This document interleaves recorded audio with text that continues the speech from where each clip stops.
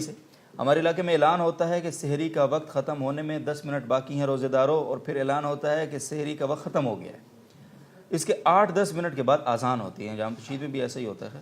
تو اعلان کے مطابق سحری کرنی چاہیے یا اذان تک کھانے پینے کی گنجائش ہے؟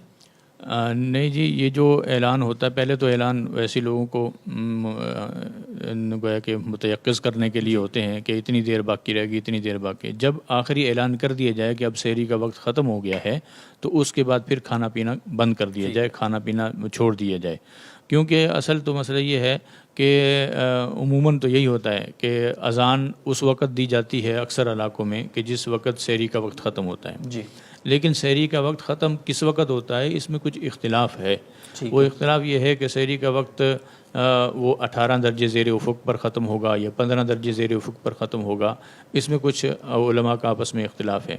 اس لیے جو احتیاطی مشورہ دیا جاتا ہے وہ یہ کہ آپ 18 درجے کے وقت کے مطابق سحری کھانا بند کر دیں اور 15 درجے کے وقت کے بعد جو ہے نا اذان وغیرہ اور نماز وغیرہ پڑھیں۔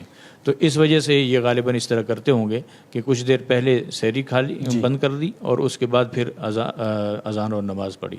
اگر ان کا وقت ٹھیک ہے تو پھر جیسے ہی اذان سحری کے ختم ہونے کا اعلان کریں تو سحری کھانا بند کر دیا جائے اور نماز جو ہے نا اذان کے بعد پڑھی جائے۔ ٹھیک ہے، بہت بہت شکریہ صاحب۔